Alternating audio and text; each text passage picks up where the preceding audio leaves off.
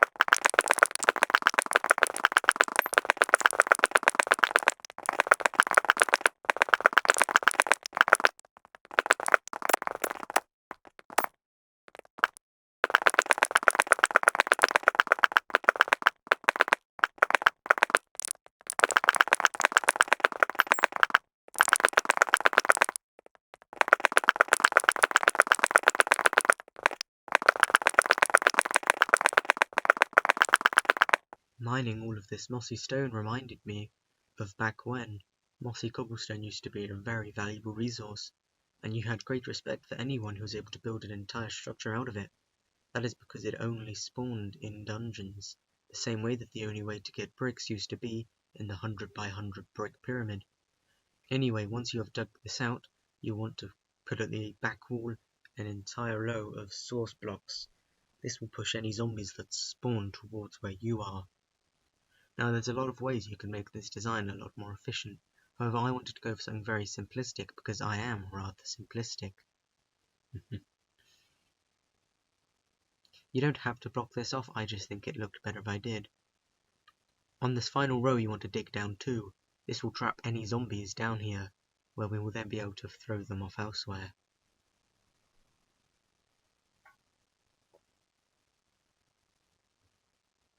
You will then want to place a water source block on either side and find the central point, and then you will want to mine forward 3. At this point I was hoping to build a small room here where I would house them. However, I later changed my mind. I will cut to a point where I'm actually doing something useful. After digging out a small room, I now place one of my signs down to block off the water flow. I am then going to mine 3 blocks down. Now if you wanted to make this design efficient, you could make it so those signs house a 20 block tall channel upwards. You can do this with water and soul sand, making sure every block is a source block. This soul sand system will push the zombies up, where they will then be pushed forward and finally will fall. This 20-block fall will take most of them down to one hit. However, I choose not to do this in hopes of making it a lot more simple. Here you see me digging a staircase up, hoping I have centered this to line up with my path here, though I messed up that. And here I dig up the roof, because I think 2 blocks, as you will all know, is wrong. I also continue to search desperately for this path, and little did I know I was only 1 or 2 blocks away.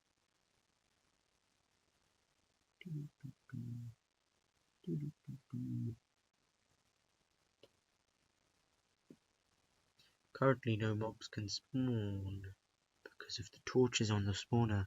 This is very useful whilst building it so you do not get overrun by zombies, and when on hard mode they can spawn a lot. So this is mostly what you're going to want to do. You will need a few extra blocks, however I have not built them with me. I am now going to arm the spawner. This is quite simple, it just entails swimming up and breaking it. I'll be back with you once I am ready. We are now back, and mobs will start to spawn as soon as I change it back to hard. Here I am trying to figure out exactly what to do. I make the noobish mistake of only leaving 1 block here. Everyone knows that zombies can climb through this. Here you see as I switch it to hard for the sake of this, very quickly zombies will start to fall. This system is completely fine for skeletons and 2-block zombies, however I failed to factor in that there may be baby zombies. All you do now is kill the zombies. This design is rather inefficient, and very soon I will improve it, but I just wanted to show you the basic concept. And this is just so you know it works. There is also a chance if they spawn with enchanted armor that you can pick some up, though this is not particularly likely.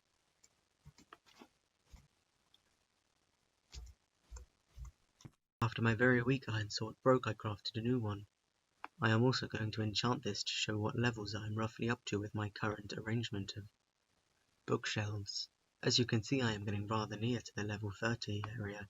Currently I can get level 22, however, I am not achieving that due to my lack of experience. However, I do enchant my sword anyway with Smite, as I believe that is the enchantment that is good for damaging zombies.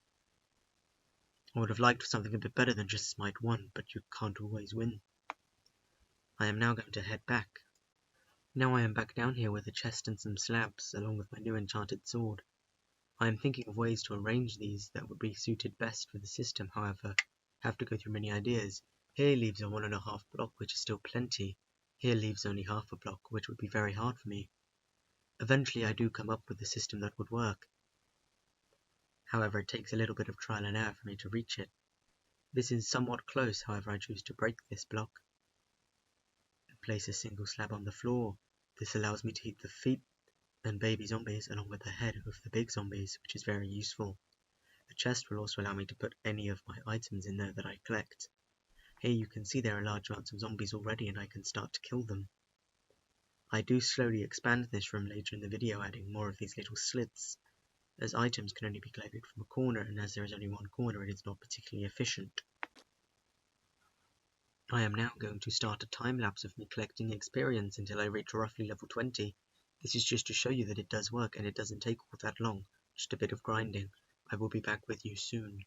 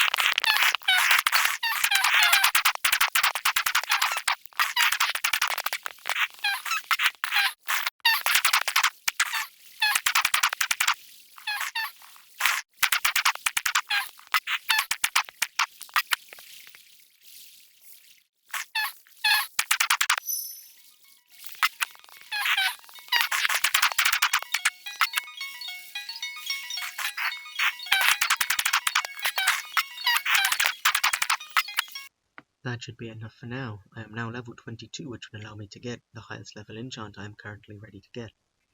Every episode I breed more cows and slaughter more cows. This allows me to collect more and more leather and steak which I can eat. There is not much I want to do in the video now, however, as tradition, I must now mine another layer of my quarry. I am starting to worry about the durability of my pickaxe though. I'm not sure whether I should let it break, or keep it to add to another enchanted pickaxe in hopes of getting a better level of unbreaking. I will now see you at the mine. It is time for another time lapse.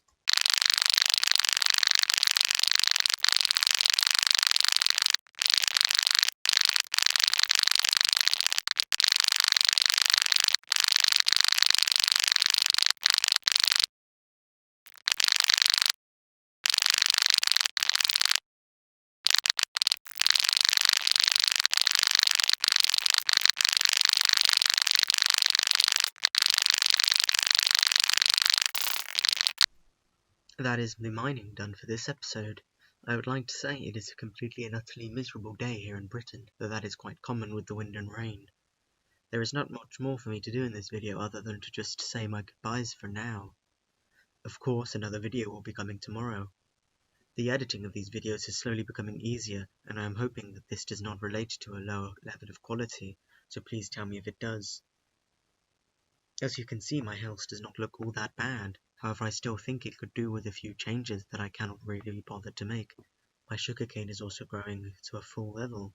This is completely fine, I do not have much need for it right now, though I imagine as I choose to enchant more things, the paper will be very useful to me. So this video was very good. I have now got a way of getting infinite XP, which will allow me to prosper. As you can see, every time I go down there I get a lot of building blocks. I make the mistake of putting cobblestone in my wood chest. This has now been corrected off camera. I also choose to smelt up my iron. Though I do have 3 specific smelters, I still use the furnaces as I am yet to put any coal in them. This is more out of laziness and forgetting than anything. This brings us to the end of the video. Out upon my balcony, where the sun shall set, I like to say, goodbye, thank you for watching. Like, comment and subscribe. Please share. I desperately want this channel to grow, and think that the single attribute will be you, the viewers. So goodbye.